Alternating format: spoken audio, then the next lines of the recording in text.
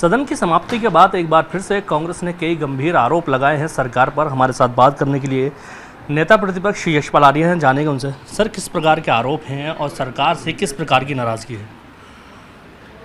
देखिए, सत्र की अवधि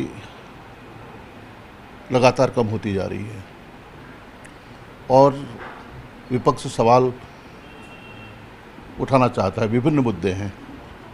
हमने कार्यमंत्रणा समिति की बैठक में भी पुरजोर तरीके से सत्र अवधि बढ़ाने की मांग की और सदन में भी हमने नियमों का हवाला दिया। सदन उत्तराखंड विधानसभा संचालन नियमावली, जिसमें स्पष्ट है कि सदन वर्ष भर में 60 दिन होना चाहिए और 3 सत्र होने चाहिए, लेकिन सरकार ने इसकी अवहेलना करती रही है। सोमवार का दिन, जिसमें महत्वपूर्ण विभाग हैं, उसमें कभी वो दिन आया ही नहीं। इसमें महत्वपूर्ण विभाग हैं, भारी भरकम विभाग हैं, जिसमें हम सवाल करना चाहते हैं, लेकिन सोमवार का दिन हमेशा खाली रहता है।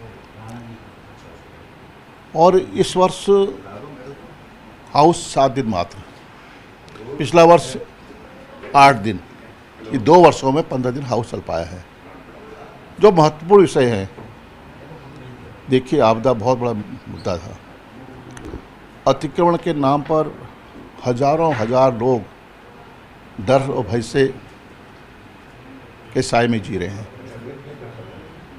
एक फरमान जारी हो रहा है कि आप इन अतिक्रमणकारियों को चिन्हितकरण करके नोटिस सर्व करिए, इनको यहाँ से हटा दीजिए। माननीय उच्च न्यायालय ने साफ तौर से जो भी निर्देश दिए हैं, हम उसका सम्मान करते हैं।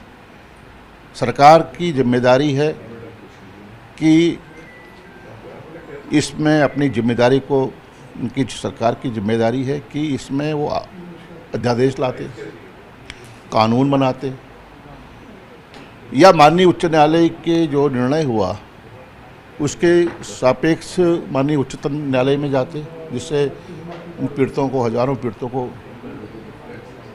रिलीफ मिलता। सरकार ने ऐसा नहीं किया। हमने इस मुद्दे को सदन में रखा नियमों के तहत। बेकारी मुद्दा, बेरोजगारी बड़ा मुद्दा है, आपदा बड़ा मुद्दा है, और जो किसानों की फसल, चाहे वो तराई के उधम सिंह नगर हो, हरिद्वार हो, किसानों की फसल पहले भी बर्बाद हुई है। गेहूं की फसल चौपट हो गई थी, सर्वे नहीं हुआ, मुआवजा नहीं मिला। और इसी तरह भारी बारिश से, अतिवृष्टि से उधम सिंह नगर और हरिद्वार और पूरा पहाड़, मैदानी इलाका सब जलमग्न हो गया। धान की फसल बर्बाद, गन्ने की फसल चौपट, उड़द की फसल चौपट, पहाड़ में बागवानी, मौसमी सब्जी, फल, सब बर्बादी के कगार पर पहुंच गए। सरकार ने कुछ नहीं सुनी, न कोई मुआवजा, न कोई पर्याप्त मदद की। इस मुद्दे को भी हमने सदन में उठाया। आपदा से आज पूरा प्रदेश प्रभावित है।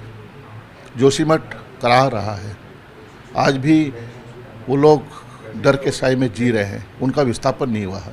इन्होंने कहा था 1000 करोड़ रुपये की हम सामान्य बजट में व्यवस्था कर रहे हैं, लेकिन राहत के नाम पर शून्य। उत्तरकाशी है, पौड़ी है, धारचूला है, नैनीताल के कई हिस्से हैं। हर जगह, हर जनपद में आपदा ने कहर मचा रखा है। सारे रास्ते बंद हैं, नेशनल हाईवे बंद है, स्टेट हाईवे बंद हैं, जिला मार्ग बंद हैं, वो आज तक नहीं खुल पाए हैं। बिजली की लाइनें चौपट हैं, पेयजल व्यवस्था चरमरा गई है। इस मुद्दे को भी हमने सदन नियमों के तहत सदन में उठाया। हमने उठाया भू कानून, हमने दंगली जानवरों का आतंक जो बढ़ रहा है, बंदरों का, सुअर का, उनमें फसल चौपट होती जा रही है, लोगों ने फसल पैदा करना छोड़ दिया है। इस मुद्दे पर भी हमने सरकार को घेरा है। और जो बेलड़ा में जो कांड हुआ, बेलड़ा में जिस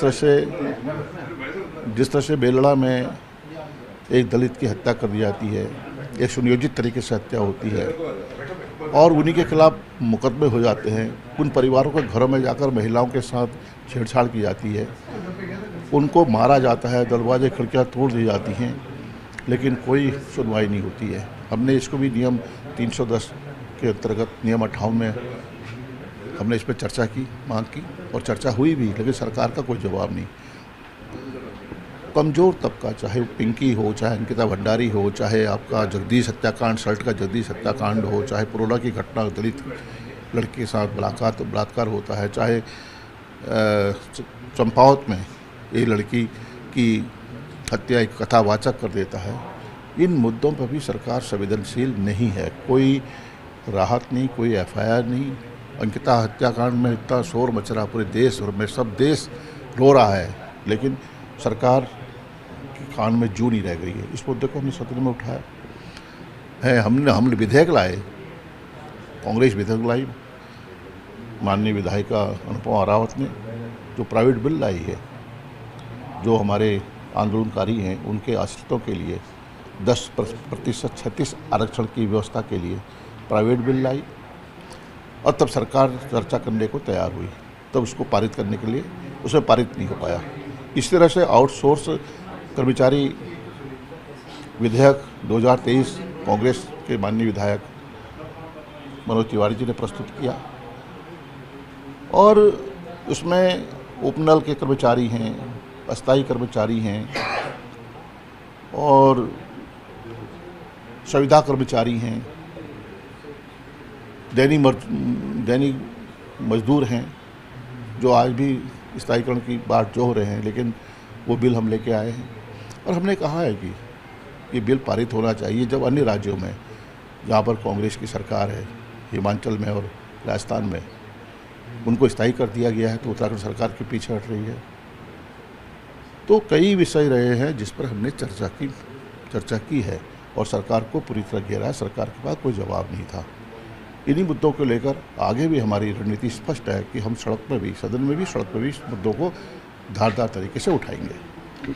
हमारे साथ बात करने के लिए नेता प्रतिपक्ष से इनका साफ तौर पे आरोप है कि सदन 2 साल में मात्र 15 दिन चलाया गया है, जिससे जनता के सवाल सरकार तक नहीं पहुंच पा रहे हैं। Danish Khan, ABP live, Dehradun.